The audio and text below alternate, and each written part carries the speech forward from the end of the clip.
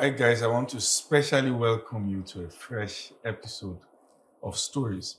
And I want to really appreciate all of you for your consistency in following all the amazing stories we've gathered from around the world. And what you're about to listen to yet again this evening is going to be another phenomenal story that will blow your mind. Get ready, all right, sit tight, and you are going to be so blessed, so inspired, and I can also add so healed from this story. And with me today, I have Blessing and Jay. Good to have you in the studio. Man, thank you, sir. It's good to God be bless here. you so much. Thank you so Thank you much. for coming to share your beautiful stories with us. We're so excited. To kick off this conversation, when the both of you were getting married, no family member was there. Tell us the story behind that. No. Neither side. Okay, so should I go Yes. first?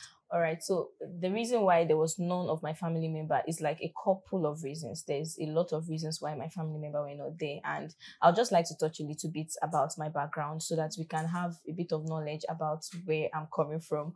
So my mom and dad got separated when I was barely 2 years, and I can't even remember much of the things that happened before I was 2 years old. But what I can really remember is that the first day my dad introduced our stepmom to us, he just asked us, "Do you like this woman? She bought me something." I was like, "Yes." So the very first day she came to the house and slept, that day I woke up in the middle of the night, and me and my brother, we sleep like on the floor, and then my dad sleeps on the bed, because at that time we're still like bedwetting and all of that. So when I woke up, I now saw on my brother heaps of cockroaches. This is not a dream, like it was physical. I saw like heaps of cockroaches on him, and I was like, "What's going on?" I tried waking him up, and my dad is a light sleeper, so I tried waking my dad up.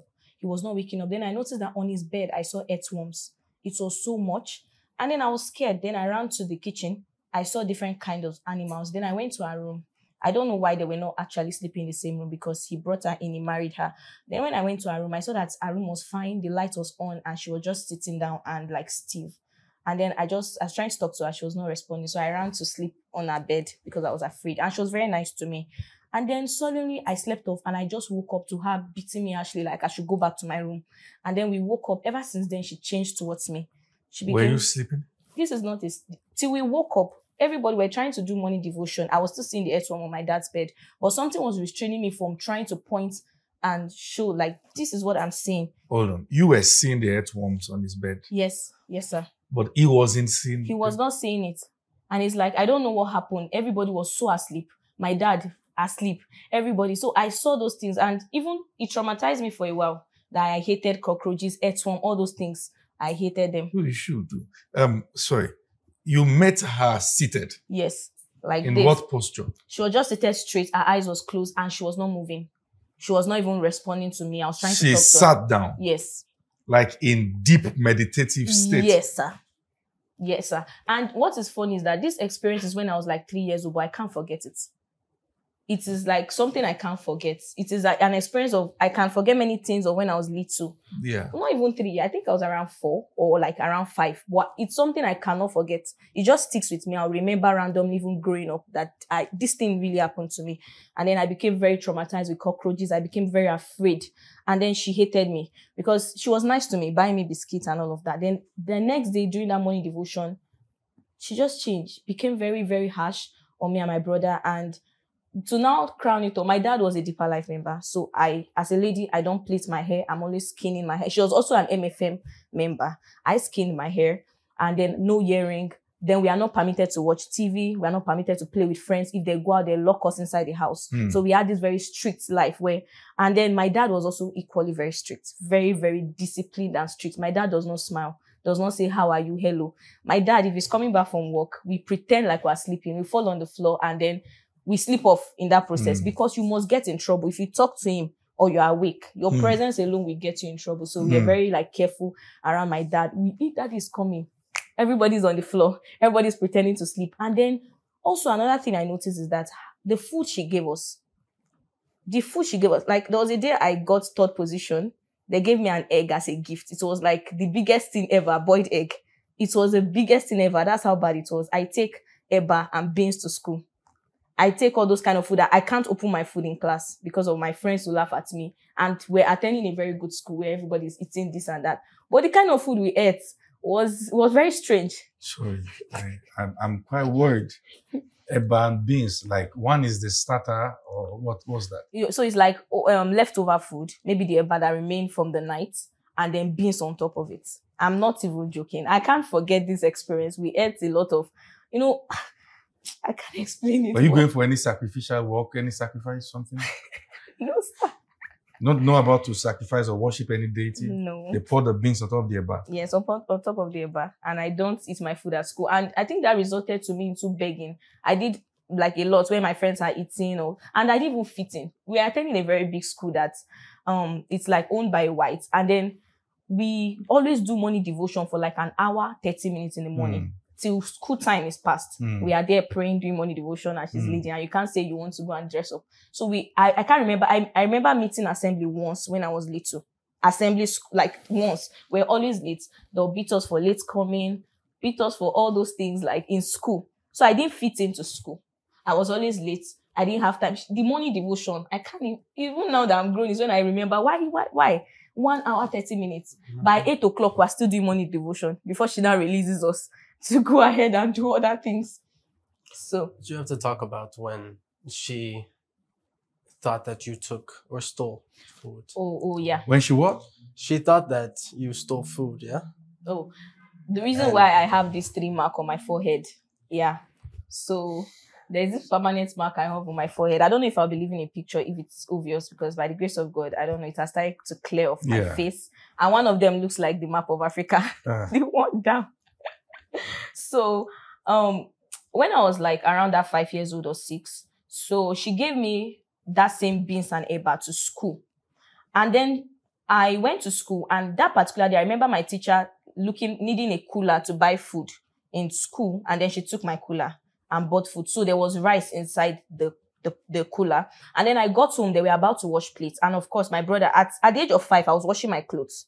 At the age of 6, like I remember then, my neighbors would bring their children, come and see them. They are washing their clothes at this age. I was working already at those age because nobody would do it for me. So my brother, both of us were very close. He does things for me. I do things for him. And he was just like 2.5 years older than me. So that day I got back, we're about to wash plates. Of course, we're all in the kitchen washing plates. You dare not sit down when everybody's in the kitchen trying to work like that.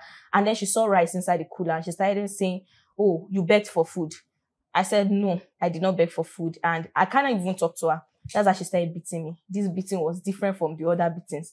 She beat me. I was running to the parlor. She would come there and beat me. Then at a point she was beating me, my head was close to the wall. She just hit the head to the wall. Boom. And that was all I had, and I passed out. So I woke up like after 3 days in the hospital. I was on oxygen. So it was like I passed out completely. And the first thing I just saw was my elder brother was sitting close to me, and he was shaking his head. He was shaking his head. I said, "What happened?" He said, "Oh, your face is disfigured." I didn't expect this early. Sorry. I'm sorry, sir. Okay. Oh, please. If I know. Hold on a minute. She hit your head while beating you against the wall. My head was close to the wall with so much force. At what age? I was around 5 or 6 at that age. I was really very young. Maybe if in case, permit me, let me use the word, peradventure, someone watching this might doubt this experience. Sometimes people feel when people share their stories that maybe they are not sharing accurate perspective. I think, and the reason why this is so touching to me, I can't stand children being maltreated. I have a mark behind my head. I was 5 when I was choke slammed against the wall, lifted from my neck and thrown off my feet against the wall. So, I know these things are real. And I also know that the trauma doesn't go away in a while. It takes time. Mm-hmm. So you woke up and find yourself in the hospital? In the hospital on oxygen, and my brother was looking at me. And Elder brother? Yes. It was in the night. I'll not forget the way he shook his head. Like my face was disfigured. So what happened is that my forehead was very swollen than normal, really very swollen. Yeah. I don't know the whole medical case, but I know I was on oxygen, and it was a miracle because I could hear people like neighbors saying, you could have died though. You could have died, this and that and all of that. So my face was swollen for a very long time, and gradually it started going down, but then it's left. This mark was really bad when I was little, very bad on my forehead. And the mark, it's bad because I will have to always be reminded of it, because people in my class bullied me at a time. They will call me 4 eyes and 2 nose, and I'll start crying. And they'll say like, this is my extra 2 eyes and all of that. And also I have another mark on my forehead where hair does not grow. And that day she was beating me with belts. And so the iron of a belt crashed my head and scratched the scalp off. And so that particular place took off the scalp. Yes, that place. So blood was gushing out really bad that day, and even till now, hair does not grow on that particular spot. So, just many experiences like that. You know, when we watch all this Nollywood movie, that the stepmom is very wicked against the daughter. That's exactly my story. I have so many that I can share of beatings. And to make the matter worse, my dad is like that. So my dad, he didn't really do that to me specifically, but my brother, oh my God. That was the reason why when my mom came to pick us, when they got to human trafficking, those people started screaming that my dad is wicked. They didn't even want to hear what happened again. When they opened the back of my brother, signs of belt and cane, different things was on his body, tears. The marks were there. My brother, when we were little, he ran away from home many times. At the age of 6, he would go for 1 week, we could not see him. Then somebody would now bring him and start preaching to my dad. My dad would say, okay, but that night he would tie him to the fan and beat. So me, I'm always sleeping. I'll be awake, but I have to pretend like I'm sleeping when he's beating him and all of that, so that I will not be part of it. But I watched all those things happen, like him beating him so badly. We tie him up. So if I may ask a question, when you woke up and find yourself in the hospital, did your stepmother agree that she did that to you? According to what my brother said, my dad was angry at her, and she even had to leave the house for 3 days. So, and people came to talk to her and all of that. So it's not something that even my dad, nobody can deny this. It happened. My brother is a witness. People around are a witness. And she did not say she did not do it. But to her, it's like I begged for food, and that was why she was beating me. So it's like a mistake. Did you beg for the food? I can't remember begging for it. But I remember specifically that day, my teacher asked for my cooler, and I don't know what she did with it. But I know, of course, yes, that time, if my friends are eating, I joined them. But not to the point of me collecting it into my own plate. Probably your teacher had seen that what you were eating wasn't good. And then the teacher decided to help. Wow. Please continue. Okay, so then it got to a point, I knew she was not my mom. Because my brother remembers our mom. And so he would sit down and always talk to me about my mom and all of that. We're very close, Brafivo. We're so close. So he would tell me many things about her. So I used to also equally think my dad is not my dad. Until when I was 7 years old, we were having a conversation. So Anna said, you always talk about our mom. Talk about our dad. How is he? And all of that. Then he said, this is our dad. That day, I was like, I don't believe you. He said, this is our dad. My dad came back home and I would just be peeping and looking at him. I'm like, I used to think I lived with an uncle and an auntie. Probably, maybe I'm an orphan or something. All this village story or something. But how can that be my dad? I didn't have a childhood.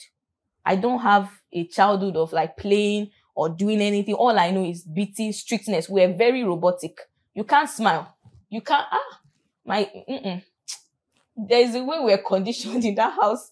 So it's so terrible that even when my stepmom started having children, the children were the one that take care of them, because I was small. I was at 7 that time. I'll have to carry the child all the time, have to do all this taking care of. The children, there was a day she was beating me. One of the son held her leg and started crying. That was how bad it is like. And I now noticed she was giving us different food for my children. It was, but I don't know why. When I was little that time, I loved them so much that even when I left that time, it was them I was thinking about. I just wanted to be around them. We're the one that raised them and all of that. But I used to think that's how we're to be raised. But I noticed that the food she would give us is actually different from the food she would give the child. To the extent that if me and my brother, there was one particular night that she gave us spaghetti. It's like a luxury food in the house. Very small, and we have to share it. Me and my brother, we fought for that food that day. I'm like, you're eating too much, We really fought because it's like luxury. Maltina is like luxury. Egg, all those things are like luxury. We ate in fact, there was one time her sister came to stay in the house. and her sister cooked Indomie for us when she was not around. They fought that the sister had to leave the house. For those watching, in case you don't know what Indomie means, that's Nigerian way of calling noodles. Noodles. You know, they fought because noodles was made. For me, for us that time. She made noodles when the woman was not around, against her instruction. So they fought, and she left the house, and I never saw that aunt till today. Because the aunt was actually very, very nice. She was also nice to us at that time. And she barely stayed a week in the house when she left. So there were so many instances like that. And I remember one time when we were little that, you know, she would leave her child with us and maybe go out and go to the market and all of that. One day she just came home and was like, oh yeah, she knows her baby has been crying because she was dashing her foot a lot against the stone. I used to have that mentality till I grew up, that maybe if a mother's child is crying, you dash your foot. But I don't know how she knows, but she said her child is crying, she was hitting her leg, all those kind of stuff. So it's now that I'm grown that I can link those things and say, no, this thing, there is a reason. There is a reason for me to see that vision I saw the first time. This is an open one. It's not like I dreamt about it. I saw it with my 2 eyes. And even when I came to Christ, I had an experience where, you know, it's like I in a dream, I went back to that same experience. So I started killing the cockroaches on my brother, and she said, who sent me? And then we fought. And I woke up to 2 lines on my body. That was when I first came to Christ. So there were a lot of battles that time when I first came to Christ. But it's just something I can never forget. Something I was little, I can never forget that experience that happened to me. So, wow. Growing up with all this experience as a young lady, how did you cope? How did you recover from the trauma? What was it like? It was a lot. And the thing is that I think we in Nigeria, we're not really taught things about mental health or trauma. So True. I did not know I had trauma. I just know that, number one, I realized I did not fit in anywhere. It's like when I'm in my class, people always bully me. It's very easy for me to be timid and be afraid of people. Sorry, sir.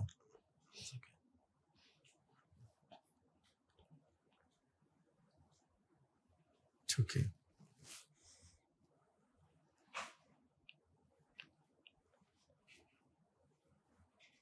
You're talking about when you were in secondary school, right? Yeah. It's okay. Even when I was in like primary school, that one I did not even fit in at all. But in secondary school, I will always be afraid of people.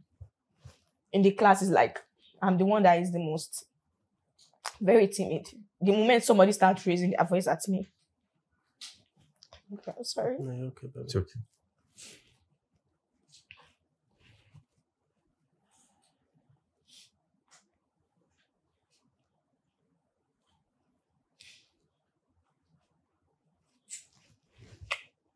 Okay. Can I clean my face? Mm-hmm. To be looking like this. So there is actually one experience from that time that actually really touched me for a long time, that it was hard for me to forget. The day my mom came to pick us up. From your dad? Yes. So what happened that day, a night before, for the first time, I ran away from home because my dad was beating me and he pursued me in the street. I ran out because of the beating. He pursued me to the market and I ran. So people will not come out and try to help us and be talking to you, why are you behaving like this? So I ran. And then I came back towards the house, but I did not want to go inside the house because I knew it would tie me up in the night. So I stayed around the car and I slept outside that night. And the next morning he went to work. So I quickly came to the house. I was talking to my brother. Then one woman just came and said, I'm looking for blessing and favor at Kiriola. The moment she mentioned that name, I knelt down. And I was like, what did we do? I don't know why. I was like this because everybody in the streets came out. Like they know my mom. Everybody in the street came out. So I knelt down. I said, what did we do? She said, I am your mother. The way I stood up and hugged her. You did not know? I did not know. I did not know. Everybody in the streets came out. They were like, take your children. Take your children. I was like, I was afraid because the way everybody came out, I said, maybe I've done something again. I'm in trouble. And then when she said, I am your mother, the way I hugged her, I did not let her go. So my brother, at that time, now went to go inside and called my dad because we had this telephone and my dad's office is not far. Now told him there's a woman here. She said she's my mother and all of that. So because my mom knew my dad is coming, because she was prepared to fight, she brought knives. She brought different things to fight him. And then she took us. She took only me that day because before my dad could come, she was like, let's go. So she took me that day, gave me good food for the first time and all of that. And then my brother now told us a story that night when I left, my dad bought Motina for the first time for the whole house and said, let's celebrate the absence of blessing. Something that even when we're there, it's a luxury. We don't get to drink things like that. Celebrate the absence of blessing as what? Why? I don't know.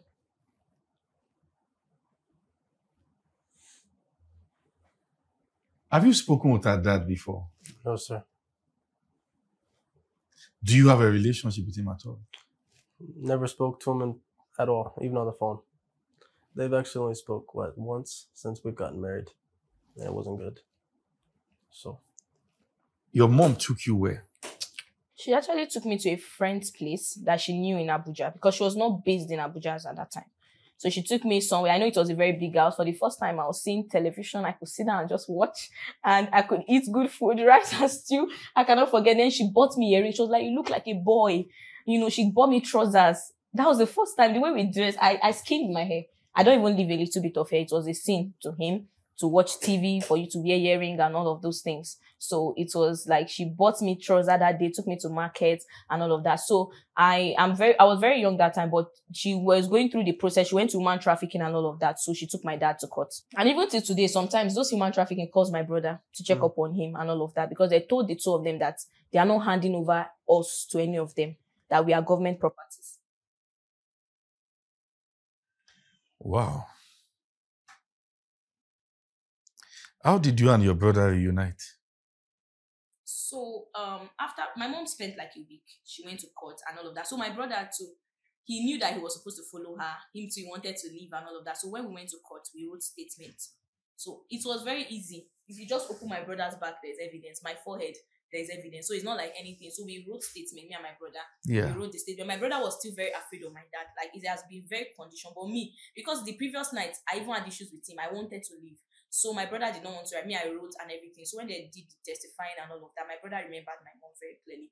So my mom was able to gain our custody in the court that day. And when she gained our custody, she took us to Zaria. So we left his place. And after that court stuff, we saw him just once. And that once we saw him was like for a day. And that's like 13 years ago till today. I've not set my eyes on him.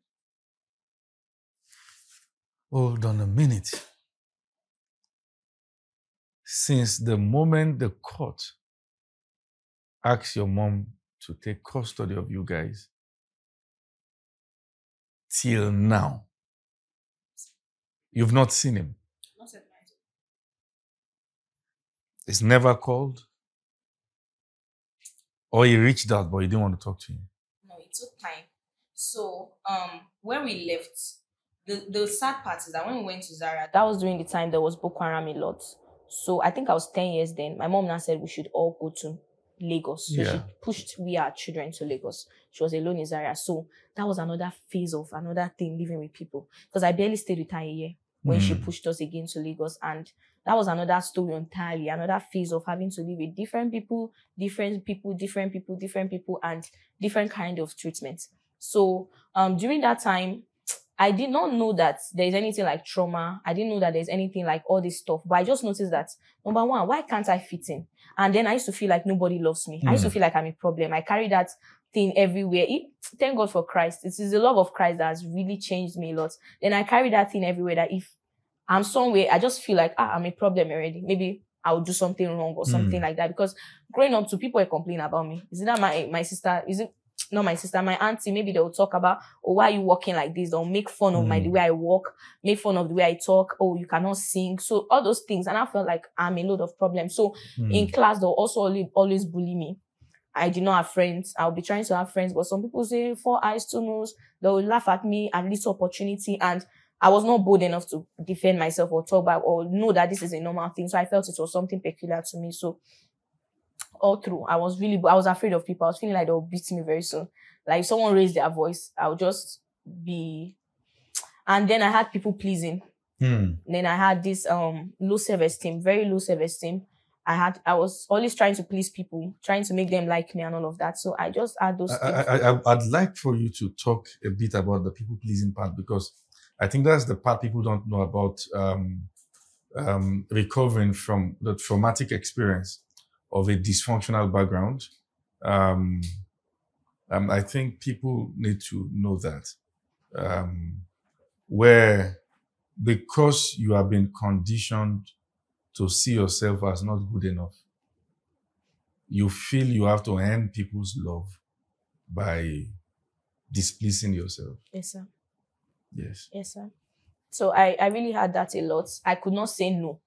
And I'm just grateful to God because I used to think about it. I'm like, I didn't even have any experience like rape or something because it can only be God. I couldn't say no to people. I don't want to do things. I'm like that pushover. Even till when I was in aviation school, I was at around 18 then. Wow. I was in aviation school. So in aviation school, you had to wear white shirts and black trousers. I would wash all the girls' clothes. They'll bring their top for me to wash. And because I'm trying to make them like me, there's nothing for them to like me. So I will sit down and be washing their clothes. And we are all like adults, we are colleagues and all of that. Wow. And I'll sit down to wash their clothes. I'll just want to please people. They'll send me. I was that pushover. They'll send me, go and do this, go and do this. And I was matured enough. They'll send me, but I cannot say no. I'll just want to do everything to please people, even though I'm not fine. I just want people to be fine. I'll just keep doing things like that. So I really went in that lane of trying to please people. I remember you sent me a DM when you listened to Dysfunctional Background. What was it like for you when you heard that message? Especially, like, one of the message I used to listen to you as at that time because first and foremost, I had a brother, Jeffrey, that always posted you, and I don't know why. I was just following your messages, and then I would just follow short reels and all of that as at that time. But then I had a dream of the church itself coming to Kano.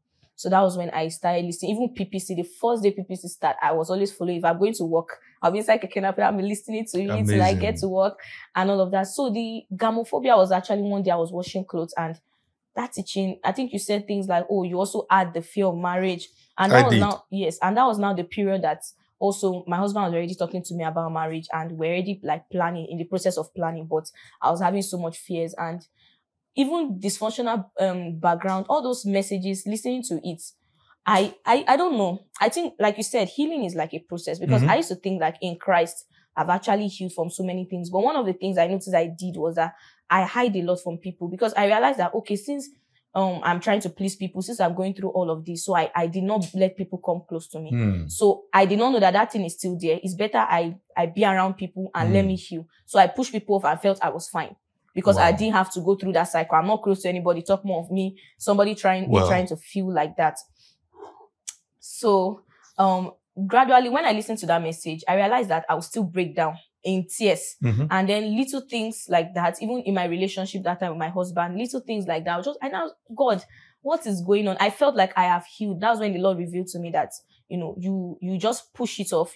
I put that part behind me and not going through the process one after the other to heal from all those things. So it was like, I'm still in the process of healing. I know that God has healed me completely, and I'm grateful for the gift of my husband because his love with the love of God coupled with the love of my husband has really been very great for me.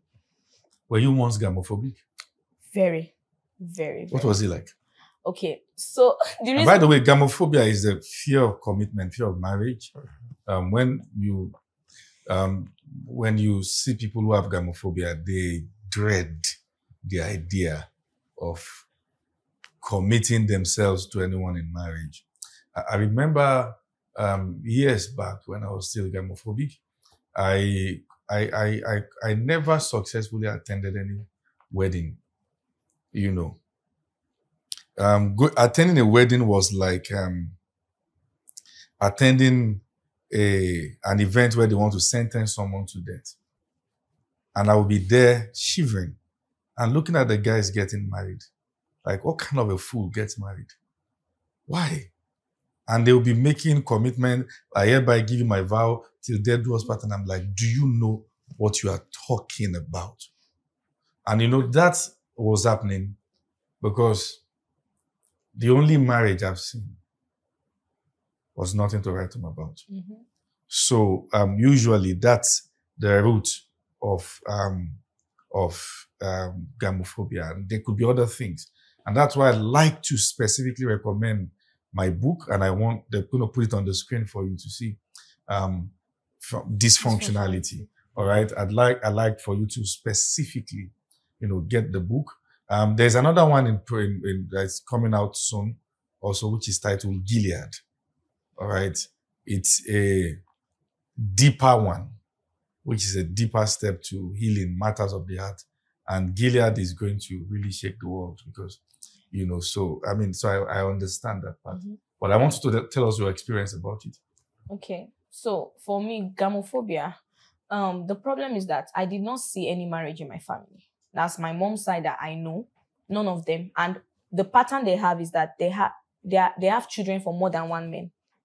There are ones that have children for more than 4 men, like up to 4 men. So it's a pattern. How can 6 ladies, the same issue, at least more than 1 man, and they are beautiful. So like the last wedding that was recorded in our family was like 30 years ago. And the problem now is that marriage, there was no child. So they now used to say, oh, it's because they got married, they did not have kids. That they should have given birth before getting married. So my mom even said, she says that statement to me. I even thought it was a joke. She would say things like, oh, in their family, she knows what she knows. That she just gave birth to her children, did not bother about marriage. She knows what she knows. And so she tells us those stories and say things like they used to give birth before they get married. And I started noticing that pattern. No marriage. I can't even think of my own family member is doing marriage. We have to wear clothes. Nothing. So it's something I could identify when I was little. And I was like, I did not want this to happen to me. So I knew it was when I came to Christ is when light was, I got understanding of so many things. I knew that, oh, this is a generational pattern. This is a generational curse and I need to pray against it. And one of the things the Lord told me then, I was very little, was that number one, if I want to actually get married, like God has said, I must follow every standard, which is walking in purity. Walking in purity. God will even tell me things like, if you try sexual immorality before you get married, he will kill me. He will tell me things like that. Those were the kind of words. So I had that fear. Like I knew that my life depended on this. But just for the balance, I know now you know better. That God wasn't going to kill you. Yes. So sometimes we interpret words in context of our religious backgrounds. Yes, sir. So as somebody somewhere would not feel, oh, I'm dead now, and condemnation is where the devil really traps us.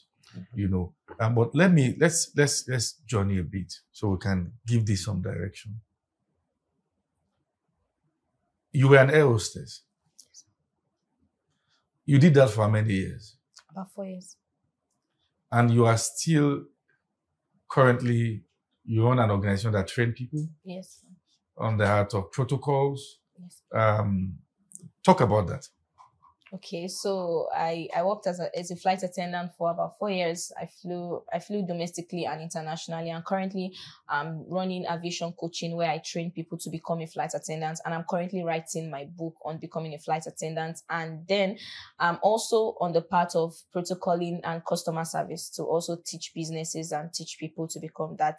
And I aspire to be a pilot too. The same. All right. So I'd like the media to project that's the link, that's the Instagram platform, so you can follow up, and then possibly if there's a number to call, also have it on the screen so we can follow up on that regard, and then you can recommend someone, and I can tell you that, all right, she's one of the best you can find around. So that's a personal recommendation from me, all right, because I know her, all right. But let's get to the other matter. On your wedding day, no family member was there.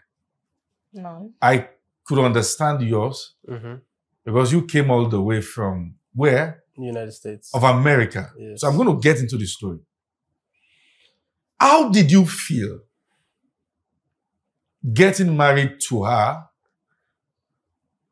and no family member was there, and you had the audacity to continue? What gave you that audacity? Well, I know it's easy to say like the Lord told me. Yeah. I want you to do something for me. Yes. All right. Try blend your English to make it quite Nigerian so people can understand. And I know I ask my people, all right, the people listening are smart, but so that they can be able to pick you well. Yeah. Okay. Yes. Well, we'd have to go back a little bit to know. Okay. So after we talked, I was a missionary. Okay. So I traveled to about... How did you meet her? she was, so I traveled in person on a missionary team. And we went about state to state in the United States doing missionary work. Yes. And then we went around the world. So I was able to go to 10 different countries. Yes. And she was a part of the online program where she was the head of the women Okay. within the ministry. Okay. So we had, hundreds of people we discipled online. Oh, wow. And they made her head of the women. So just because all of our men were leaders, and so we had blessing. So when I was in Japan, that's when we really started talking. Yeah. And yeah, so first where should I start? Where I talked to you. Yeah, you're following me on Instagram first. Yes. And So the first, my family knows that I'm not like woman crazy. Even when I was in the world, I wasn't following all these women. But the first time I saw my wife on Instagram, I knew it was my wife. Hold on a minute. You saw her on Instagram. I saw her on Instagram. And you knew this is your wife. Yes. And I've never DM'd a woman in my life. I don't DM women. Was it settled in your mind you were going to marry a Nigerian before then? No. I've never really been attracted to even Black women. I've never really thought maybe once I started traveling, maybe I could marry outside of the country, maybe, but I didn't know when. But as soon as I saw my wife, I reposted her video about her talking about the Lord, and I swiped up, and we really started talking actually through Telegram. That's when we actually really started talking. And the dream. Okay, so really random, like I had a dream. I haven't talked to her yet at all. So I had a dream right before I was about to head to Japan that I was on stage and I was preaching in front of, a lot of people, like a huge crusade. And one of my leaders at the time was next to me, but very random. Some girl that I just saw online was also on stage behind me. But that's me. That's me. Yes, that's my wife. Yes. So oh, come again. In the dream. Did I not? Okay. You said random. Okay, sorry. But to me at the time it was random. Okay. Yes, but my wife was behind me. Oh, really? On the stage. So, and she was like in the air, twirling in the spirit. And there was like a dove going like this. So anyways, I knew that she was trying to come to Japan at the time to come join us. And I got a couple of different interpretations of the dream. But at the time, I called her and I wanted her to rest assured that if she's meant to come to Japan, that she'll come. That was the first time we ever spoke. Yeah. There was maybe a 1-minute phone call. So then as we go on, even my sister actually, now after we got married, said, I was at her house when I called Blessing. She told her husband that's Jay's wife. Because Jay would never do that. Really? Yes. So now a month later, I go to Japan and we really started talking on the phone and getting to know ourselves. And, at first we're just getting to know ourselves, telling how we came to the Lord, things like that. When I went to an administration where there was a man of God that was prophesying, we were praying, and to the point that I fell under the anointing. And he came over to me and I know, and he started prophesying over my marriage. Now, this is the time when we were really speaking like 2 hours a day on the phone. I mean, really trying to talk as much as we could. And I then went into a vision. I went into this vision, and I've had this vision before where I'm like in a grass field. I'm in a field and I'm running. And I know in the dream that I feel like I'm in heaven. And there's like nothing like it. Except this time was different.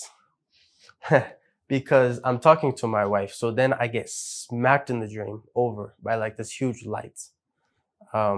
Just this huge light smacks me over on the ground to where the Lord told me, can I trust you with my daughter? That's what the Lord told me. And I was just texting and calling her. And I responded to the Lord, yes, in the dream. I was very scared. And then the Lord didn't say anything to me, but I could feel this, like, I was almost as like a dad, staring at you, like just struck to the core, like, okay, don't mess, don't mess with my daughter. And So after that happened, I came out of the vision. The man of God was still prophesying over my marriage. And I was like, wow. To where I got so scared of talking to Blessing. Really? I got so scared because I didn't want to mess, I've never had the fear of the Lord like that before Wow. in my life. When he came and he told me about Blessing, to not mess with her. So I stopped talking to her after I told him yes, because I didn't want to be under the wrath of the God. Yes. So anyways, later we ended up talking again. Yes. Yeah. You can share a little bit of that. You want to. And you guys, should I use the word dated or courted online? Yes. For how many months? 5 months. Yes, It was like 5 months that we were dating. Yes. And we only knew each other for about 8 months. Yeah. Yes. So that's 8 plus 5? Yes. That's about No, not 8 plus 5. We knew each other 3 months before, then we dated 3 5 plus months. 5. Got married in 8 months of knowing ourselves, but 5 months of Yes. actually dating. Hold on a minute. Within 5 months of talking to each other about it, you guys got married. Yes, sir. I saw a video online of when you saw each other for the first time, Yes, sir. physically. Yes. What was that like? It was amazing because That's the video you are seeing on the screen right now. And I just want to look at the video. I mean, I was like, okay, what's going on? because at that time it was like, everybody else within my ministry, at least, they're all together. They're doing missionary work together. I'm like, man, I mean, I know it's like, okay, it's only 5 months, but still, I mean, I haven't even met. I haven't even met her. But yes, so obviously that time was surreal. How was it like seeing me? When you saw her, how was it like? Actually, when I saw my wife, I got insecure. Really? Because I was like, I already know this is a woman of God. I already know the Lord told me to not mess with his daughter. And then I was like, okay, she's too attractive for me. That was, if you want my actual inner, thought process, I was like, my wife.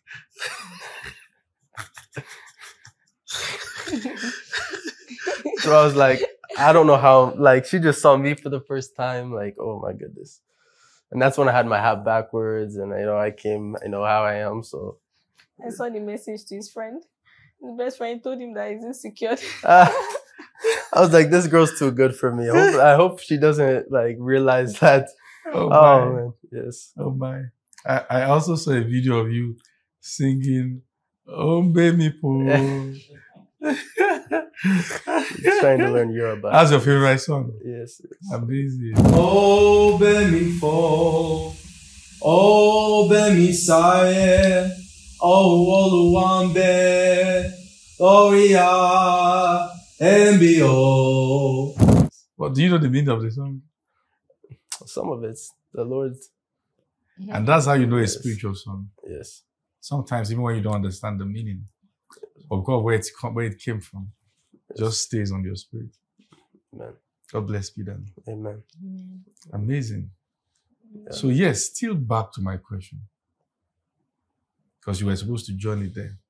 Yes. You came to So- Nigeria, and after how many weeks or months you got married? So we got married 2 weeks after we saw each other. 2 weeks after we saw each other. Yes. You came to Nigeria. Yes. Did you had the plan that you were coming to get married? Yes. Yes. You agreed We together. planned our wedding without seeing ourselves. And Yes. something he left out after 5 days. I have this thing written down on my notes in my phone. I can show you. After 5 days, he told me he was going to get married to me. After 5 days of actually talking, Yes. I asked him, I said, what's your intention towards me? Because we are Christians and we can't be talking and be close without Yes. no direction. Yes. Yes. So I did ask him, I said, what's your intention towards me? And he said, okay, get to know me and get married to me. That was after 5 days of talking. Before he even stopped talking to me at that time, he told me he was going to get married to me. After 5 months of dating, in fact, we just knew we were 5 going to days, get yes. married. It's not like we dated. He just told me one day, I love you. And we started talking and we planned our marriage. After 2 weeks, when he came to Nigeria, we got married. Exactly. Before 2 weeks, we did our Yeah. court and we Yes. got married. Hold on a minute. Who are these guys? I mean, I just want to say this as a word of encouragement to someone out there, because there is a God who does quick works Yes. and perfect it in righteousness. Amen. You know, and this is one of the things I try to tell believers, that if you meet the right person, you should know. You know, it's not like I just want anybody. You know, all of you had some sense of conviction Yes. for you to have planned that. Mhm. And now, when you agreed you were going to get married, you told your families? So when he was telling me, like, this is what the Lord is saying, we're going to get married. For me, during that season, I don't know, is it possible I can like give a little bit backstory? Yes, please. Because for me, the journey of me meeting him Yeah. is actually something that is very, very, very, very, God is great. God really proved himself. And you see that story that he always talk about, that God asked him, can I trust you with my daughter blessing? That story, anytime I think about it, I just realize that God loves me so much that Yeah, he even does. if there's no father to stand and ask him, there was somebody that did stand. My main father did stand and asked him that question. So when I noticed that there's no marriage in my family, I prayed about it. And one of the things I was very intentional about, that I was like, I would not miss it, was my marital life. Because I noticed that pattern in my own family too.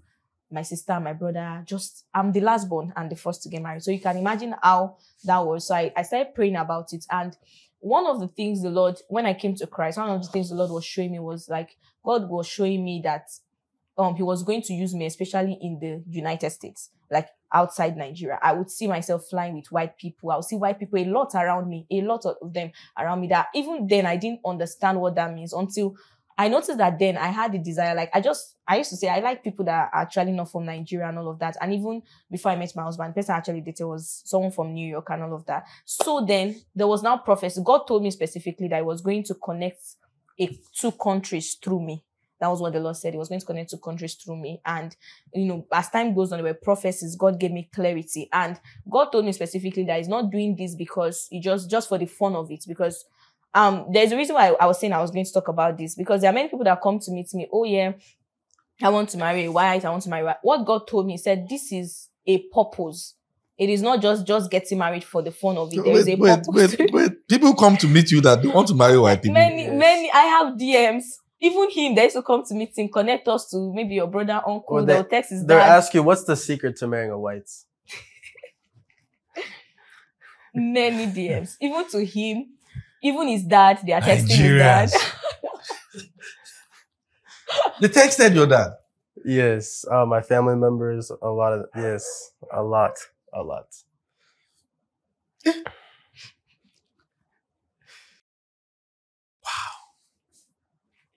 That's beyond Jabba.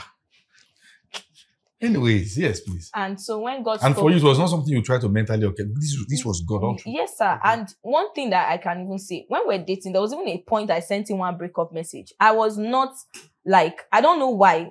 God has did something to my heart at that period where even my emotions, I'm just like, I cannot make the wrong choice. I was afraid at the same time, but number one, I've never been this eager person to just leave my country or just, I want to be somewhere or some. I don't know why. Even when I was working, I had this contentment. I'll work as a flight attendant. I'll meet really great people, but I did not, even till now, I don't have anybody I say I met on board I'm doing a sneaky link or a link up with. I was just that person. I go to my work, come back. I just had this contentment in God. All these things is because of God. Are you saying some people on air do sneaky link up? Of course, like you meet people, they'll even come to you. They'll tell you, God, I don't want to start mentioning things. Yes, but of course you meet people. And if you know, it depends on what your integrity is. It depends on what is your standard. You see people that are willing to offer you money, many things like that. But me, I make sure that one thing I told God is that I want my integrity. People have this stigma against flight attendants. And for me, I would live here with my integrity. And during the time I started working, I already knew God. I was already in my journey with God and I really loved God. And even till now, I still love God. But God was just the difference. Let me put it that way. God was the difference. So God was the difference. So God already spoke to me. I knew I was going to marry a white. And one of the day that God confirmed this thing, I went to a mountain program. And that night, it was a night vigil. Before they start the main program, they do a discussion. And when they were discussing, where I was sitting down, it just seems like what that man was saying just changed. The man just started saying, I call heaven and earth to record this day. I am going to join, like, there's a lady here, you marry a white.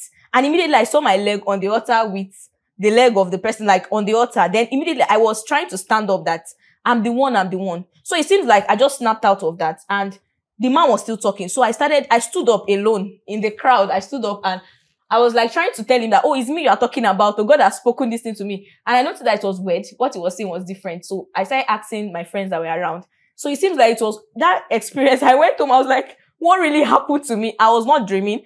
I was not sleeping. Wow. My eyes was Wow. opened. And Wow. that was the day that God announced. I like to meditate on when I have like dreams, visions like that. And then God spoke to me that I'm just confirming my word to you. And this is it. You are going. This is my strategy for you, even to what I will do through you. This is my Wow. strategy. So I knew it.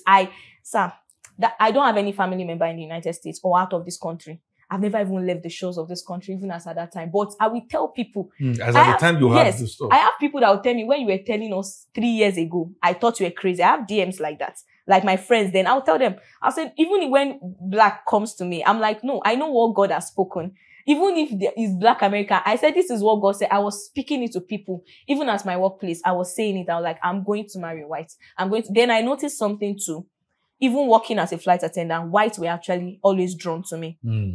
I started noticing it that they'll want to leave the flight. They'll give me gifts. Just me specifically. And so when we go on flights, my colleagues will tell me, see your family member. When immediately they see a white, they'll say, see your family member. So as at last year, January, when God was speaking the words for the year to me, God told me, when I was 19, that was when I really wanted to start my journey with God really serious. And God told me, give me 3 years of your life.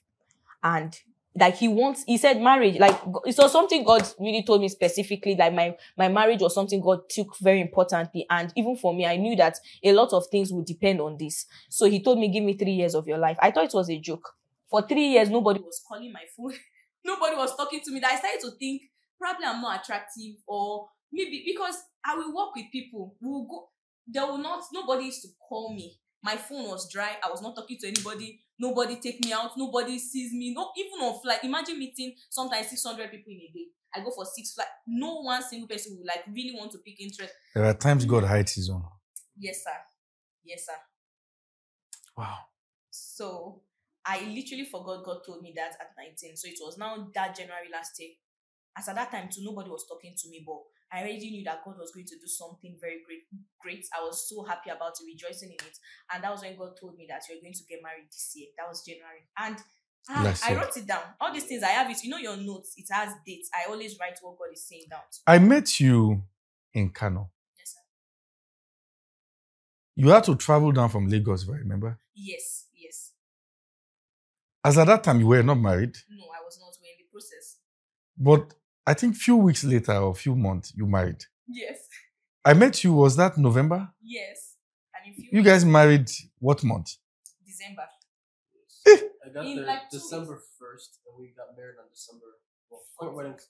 Because I remember we were still talking, Yes. and I was going to look at how my schedule, how am I going to? And then you guys, and then I think December, you just sent a DM. Yes. No, sir, I even asked you. You were the one that gave me that confidence to go on with my husband. It's just a little conversation, but sir, you don't even remember. I'm not sure you actually remember. So the way I was following you, So this is it. I know that the conversation I had with you was striking. So the first time we spoke, I just knew that this person was different. I don't personally go to check DMs. I have a team that manage all that. But whenever I do, I know it is because God wants me to meet a person. So when I heard from you, number one, I knew that I have to defend this person. I couldn't tell why. I knew that I had to protect this person. I couldn't tell why. I knew that I had to hold this person by the hand. I couldn't tell why. In fact, there was a time you had sent me a message and I had no reply. God told me in a dream and say, go. If you check your messages, you see that there was one I replied early in the morning. I was trembling. Go and look for her now and answer every question, everything she needs for. I'm like, yes, Lord. I don't know who this one is. I'm going to get into trouble. Wow. So that was very particular. You know, so, but I didn't remember the part that I was the one who said, Yes. oh So my. so that period, I now became this gamophobia. Yes. I stopped hearing God concerning marriage. This is something I've been hearing God all through the while, but thank God for old prophecies that I was able to depend on. Yeah. Because one of the things God told me, his family will be like my family. And so that was some confirmation. I just went back to what God had said before. And he's doing just that. Yes, sir. So I started having this fear of marriage. When he started speaking marriage, the moment he spoke marriage to me, first and foremost, I had a dream. And that dream, somebody was telling me, he's not a man of God, like they attacked his character. So I woke up from that dream and started thinking, this guy wants to do something to me. It's not real. It's not real. And then as at that time, I will still get to the part of my family. So I started looking for a way. Maybe I should just break it off, but I don't know how to end it with him because he's still there. One thing with my husband, he's very persistent. If he hears God, he has this faith that I cannot even tell. He was still there. Even at that time, I would sometimes like, I want him to go. In my own head, I'm like, maybe he wants to do something. This cannot be real. This is not God and all of that. So the moment he spoke marriage to me, I became confused. And I started having fears of, what if I marry? I make the wrong choice. This thing that have been happening in my family, I know is a curse. All those things. I became confused. So the extent that I would now go and meet prophets.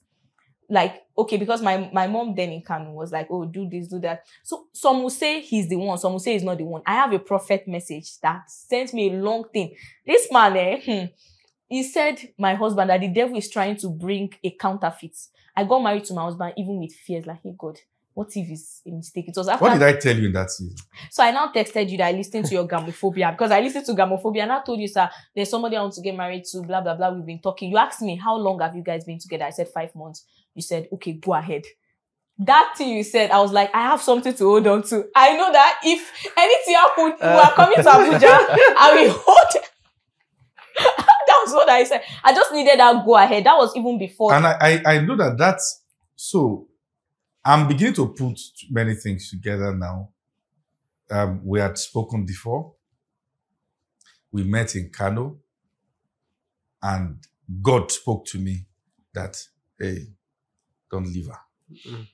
So one, in fact, I didn't even know who you were getting married to. Yes, sir. I was just certain that this kind, mercy doesn't allow them miss it. Wow. There's the mercy that says no. Mm-hmm. Wow. And I know it when I see it. So, because your story is a peculiar one. If people try to humanly calculate this, they will get into trouble. Yes, sir. Anybody who try to follow your pattern humanly, I mean, from the place you met, how you started talking, God speaking to both of you differently. I mean, this could only have been the finger of God, right? Mm. And actually, when we were a couple months before, like November. So actually, yes. Really only less than 2 months before, I was in Brazil. And now I've already told my pastor at the time. I told those that were mentors over both of us at the time, all of that. And we were planning our wedding. Now, I was still very careful about just keep telling her and being persistent about marriage. I know what the Lord told me, but obviously now she started sharing with me, fears and all that.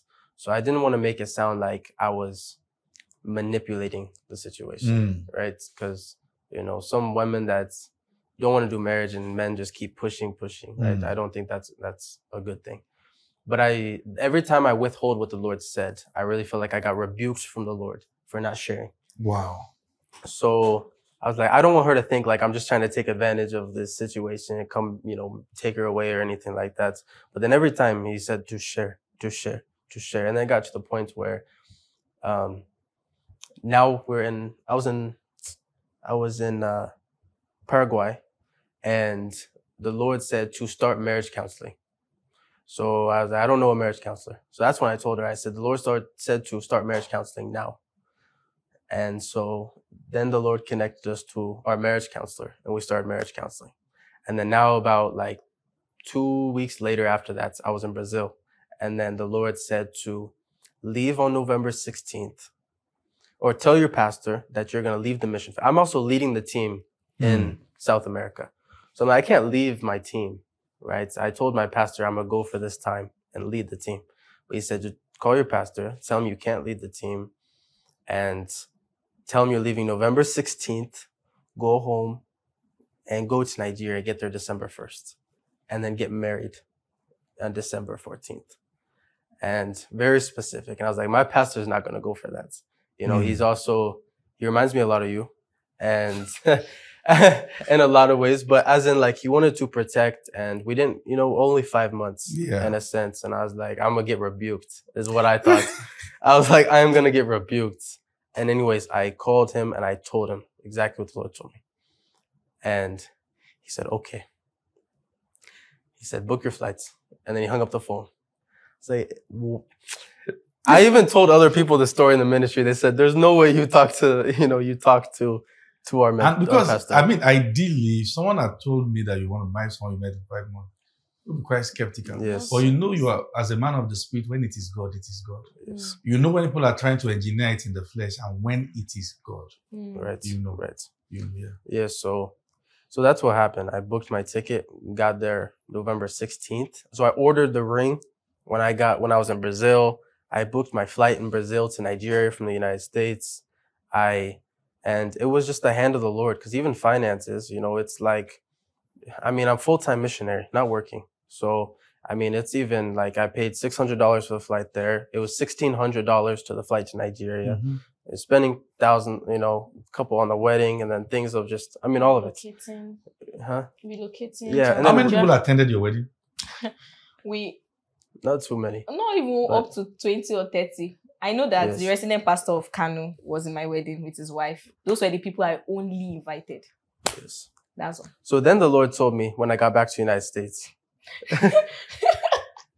20 people. Yes. I think they were and those people I don't even know. I saw a lot. I of remember people. we Yeah. spoke before. That's the time you were getting married, and they spoke with me on phone. You know, about your wedding, the day you were getting married. So you had 20 people. You had a reception. No, just did church joining. Yes. We did courts. We did church. Now the Lord was saying we should not. The reason why my family we cut out them now. Before we got married, my husband suddenly just told me he doesn't want to do traditional wedding. This was a long struggle between us. He just said he didn't feel from God. I'm like, what do you mean? Not that I just didn't like, want to. Like, he mean the party of it. That's what he was talking about. I was like, no. So we had this back and forth. I'm like, this is a must, that something we must do. So I informed my sister to try to tell my mom, you know, and all of that, because now I'm not close to them. I need to bring them close and all of that. So the first problem was people started calling me from Zara. Zara is very small. My mom started telling people that I'm marrying an organ harvester. He's coming to Nigeria to harvest my organ. Those words started flying, that it was not a joking matter. People were calling me. I know that it can be one talk. I'll just ignore it. So it kept going on, an organ harvester. That was when I knew that, then I told my sister, that's why I traveled to Lagos, just to let her know this is what is happening. Then my mom, the first thing I told her, when I told her directly, because I know she have heard from my sister, the moment I told her directly, what she said was, in our family, they don't used to get married. There were some words she was using, and I said, okay, well, I told her something. I said, I belong to the family of Yahweh. God pattern is that you marry first before you give birth. And I know that, you know, I believe in God. I believe in his word. This is not scriptural. I told her that, and she was like, I'm omodation in me. When she said that, I was like, I felt discouraged. I was feeling that weight of discouragement. So for my own brother, I told him, the next thing was saying, don't allow him come to Nigeria, or they will kidnap him. So it's like different kinds of words. And then that day, I can remember that particular day, his fiance sat me down, was telling me that white are dominating, white are controlling. So my family, there was this opposition from them, that I was now feeling discouraged. And your brother too didn't show. No, none of them, because what happened is I started telling them about it. And after that period, I didn't have like guidance. I didn't have like a spiritual father. I didn't have anybody to support me at that period. So I feel like there are some things I could have done better with wisdom, but I did not. So at that time, I didn't have anybody speaking to me. So one day, my sister just called me and said, if you like your life, because that time now, we did pre-wedding picture. I was saying I'm not going to post it on my own account. My husband posted it, but they got to see it. So now I cut them out. I didn't tell them he was coming to Nigeria, because I noticed that then I was falling sick. I will sleep and it's like I died. I'll just wake up and be like, where am I? Which is very unlike me. So I felt like I was under an attack. I was just going through a lot of confusion, fear. And then they were also stressing me with so many, and I'm not close to them. So I called my dad to tell him about it. So my mom told me she called my dad, and my mom was now making some statement like, he will not collect bride price. Oh, he did not pay my own. I now knew that if we are going to do wedding, there will fight there because my own family doesn't even like him. And I started noticing this fighting. We've not even done anything. There is already this contention from here, from there, this and that. My mom is saying she will invite everyone. And I told her specifically, God told me, don't shout. Just do something little that you can do. And I don't want noise. I don't want all those things. My mom did not agree. I was even saying, let's do traditional and introduction in your parlor. And we can then do church and a little bit of reception. My mom already priced big halls. And God was specifically telling me, even him was having, for him to even be telling me that, I don't think we should do this, do that. Like, he was already saying it. I knew this was confirmation from God. So I was telling them about it before. Then I just told them, I said, he said he's not coming again December. He will come next year. I just told them that, and that was it. So he came around. We got married. They were not aware about it. They were not aware of it. Because I noticed that if I should allow them and all this one is saying, this one is saying, that one is saying, it will not happen. The wedding will not hold. I just could feel it that this thing is not going to hold. It's what is going on. So how did they handle it? So, for number one, I'm not close to them. They are not people that maybe are making decisions. They are there. They've never been there for me. Like, really there for me. I can call you and tell you this was going on with me. So, what I told them, we converted the traditional into monetary gift and all of that, like monetary and the old bride price and all of that. Because I was going to ask, did he pay bride price? Yes, sir. He converted it. We did monetary because even the marriage counselor, we asked advice. He said, actually, you can do it like that. Where You send the bride price to... Not to both. No, to mom. Yes, Yes, because to mom. I was... So then we were like... I was like, how am I going to pay a father bride price that has not taken care of my wife? Because what? You haven't even spoke to him in what? How many years? 12, 13 years. I was like, tell me who took care of you and I'll pay them. But to someone that wasn't in your life for 13 years, I'm not paying. So anyways, that was a back and forth. And I'm glad we had the marriage counselor involved. Because I was like, no money's going to a guy that made my wife go through this and then they ignored her for 13 years. So... Oh, gee. I am not there. I am not there. Let me just So leave that. I didn't pay her dad bride price. But you paid the mom. This is the mom, yes. It was converted. Did your mom into- later meet the both of you? Yes. Yes, She she came to came to Abuja. Abuja. We've met. Like, And you know, guys and- were able to reconcile? Yes, and the thing is that anytime they meet my husband, people used to have like this, white, this and that. But when they meet him, they now get to see that, it's not like what they were thinking. It's not actually what they were thinking. Even my pastor in Kano, that leader is very, very like tough. He's not someone that would just, I remember when God spoke to me on Mary White, there was a time I just said it to him. He said, you will like he kicked against it he said, until God tell me in my ear. And I remember when I told him, when all those things, he was like, he said, we need to pray about it. If they tell him that, yes, go, this is it. So surprisingly, he joined us. Like, they don't join people when you don't see the family. Yeah. But he said that there was just a way God was doing this. This is the hand of God. He even said that they don't join people in the church unless it's 3-month process within the church. But he said for you guys, 2 weeks. I told my pastor around 2 weeks before, because even me myself, I was not sure. I said, let me see him first. Let me just say this as a pastor of ministry, that this is spectacular. All right? This is a sign that this is God. And is also a demonstration of a greater purpose for which is bringing you together. Amen. Something deeper than the both of you might have comprehended now. Amen. Something that it will not take the risk of letting time deal with your convictions. You see, so this is beyond just the both of you. Yes. This is destiny of millions wrapped around the both of you. Amen. And this is so inspiring to hear your stories. So beautiful to hear. And mommy, you guys are good now. Yes. Mom, she even has his number. She can like call him. We do speak, and she doesn't have a problem. So what we actually told her, what I did then was I did tell her. I said I have done courts, and I just did a little bit of church joining because the court, it was a Muslim man that was officiating, so we needed to do church joining. But I told her anytime they are ready, we'll do traditional. But then even till now, God is saying, don't do the traditions and all of that.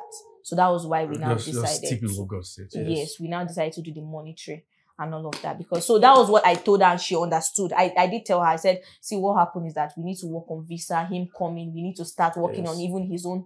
So there was a way I was able to explain to her and she understood. Like, surprisingly, she did. But I know that there are still, like, my brother is still angry at me, not talking to me, but my sister, all of us, because my sister, she knew about it, but I still did something. I still kicked her, like, out of the process, but she knew, she understood my brother. But even my mom, my dad said, which day did he call? I told him, he said, where are you? I said, I'm in Abuja and I'm married.